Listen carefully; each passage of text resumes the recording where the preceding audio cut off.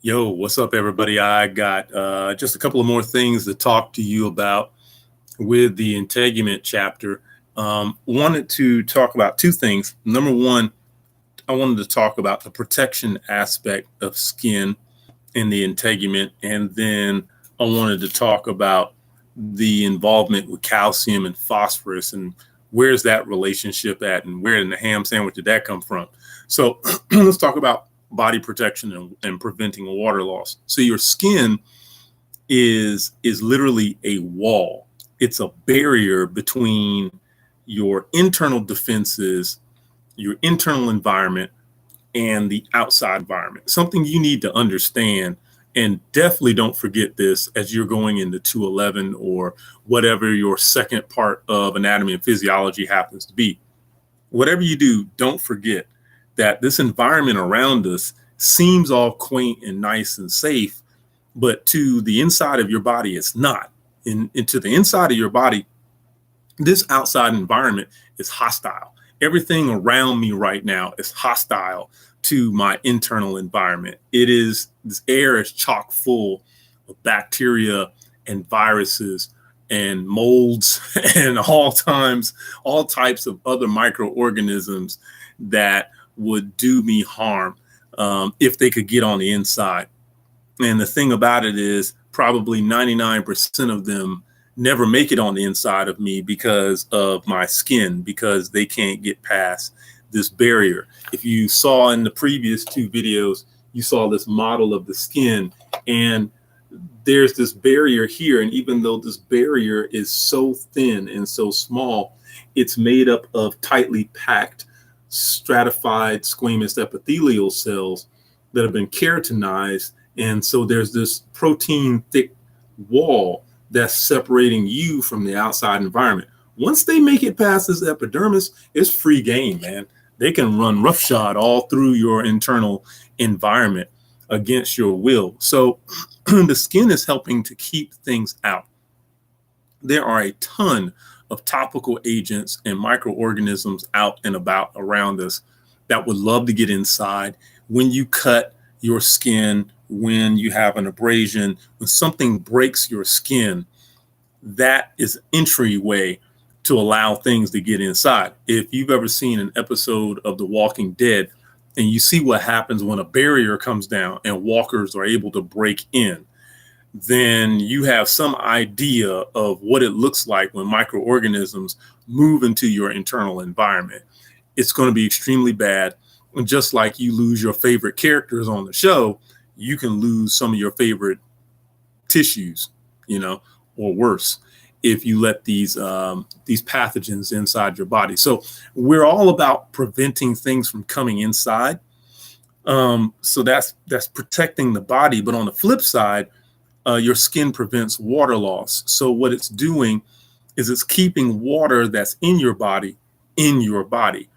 When people die from third-degree burns, oftentimes they're not dying from the burn itself. Oftentimes people who die from third-degree burns are dying from dehydration. Their skin is gone. So there's nothing to hold the moisture, the water in. Your body has water that it uses for countless different things. If you go back and you look at the chemistry chapter, if you look at that chapter, you'll see how many things your body uses water for. It's ridiculous. You use water to balance pH. You use water to transport things in your blood. You use water to make tears, to keep your eyes hydrated, to wash away pathogens and debris. You use water for your hair and your nails. You use water in your skin. You use water as serous fluid to keep membranes and organs from rubbing up against one another and becoming inflamed. You use it to make mucus to catch pathogens and keep them from getting deeper inside of your body. You use water to metabolize substances all day, every day. You use water all the time. And so think about that. When you lose skin through a third-degree burn, you're losing all of that water. It just evaporates. If you see a person in the hospital with massive third-degree burns, you will see someone going and constantly changing water bags through an IV, pumping water into that individual because the water is evaporating out of that person They're losing that water just that fast. So the skin is also helping to keep water in while keeping pathogens out. And that's extremely important to your body. The second and last thing I wanted to talk about is the epidermis's involvement in calcium and phosphorus uptake. So essentially what happens is, have you ever heard people saying, hey, you're not getting enough sunlight, so you're not getting enough vitamin D? Well, sometimes I find that people ignore that comment because in their mind, they're like, you don't get vitamin D from sunlight, you get vitamin D from milk, blah, blah, blah, blah, blah. People make up all these excuses about why they don't need more sunlight, and they don't understand vitamin D. The vitamin D that we're talking about is a vitamin D that can be naturally synthesized by your skin. And it's not just normal vitamin D, it's vitamin D3. And if you learn about vitamins, you learn that there's different types of vitamin D. This is vitamin D3.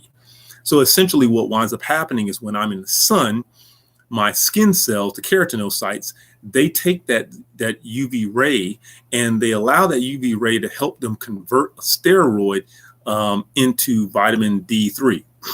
Then they take that vitamin D3 and you put it in the bloodstream and it travels through the liver. Once it gets to the liver transforms it into a secondary chemical. It's an intermediate. And I say it's an intermediate because it's it's on its way to becoming something totally different. You didn't make vitamin D3 just so you could say you had vitamin D3. There was a purpose behind having this vitamin D3. When it gets to the liver, it transforms into an intermediate form. And then that intermediate form gets taken to your kidneys. And then it's furthermore converted into something called calcitriol, which is an active hormone. So it starts off at your skin with the keratinocytes in your epidermis taking sunlight and transforming and using the sunlight to create vitamin D3. Then it takes that vitamin D3, sends it to the liver turns it into its next phase, its next form. And then its next form is sent to the kidneys, where it's ultimately turned into calcitriol, which is hormone. Now, like all hormones in your body, there's a target. And the target of calcitriol is the small intestine.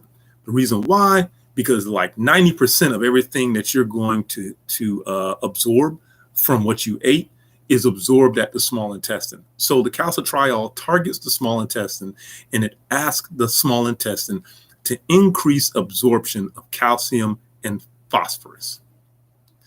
Once your small intestine begins to increase the absorption of calcium and phosphorus, we leave the next step up to chapter 7, which is on the skeletal tissue and bone tissue, osseous tissue.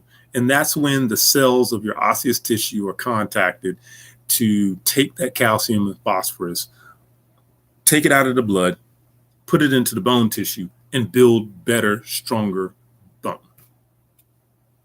And then you store that calcium and that phosphorus, or you use that calcium and phosphorus, and you'd be amazed at how many cells of your body that use calcium and phosphorus. Oh, there's a lot of cells that use calcium and phosphorus.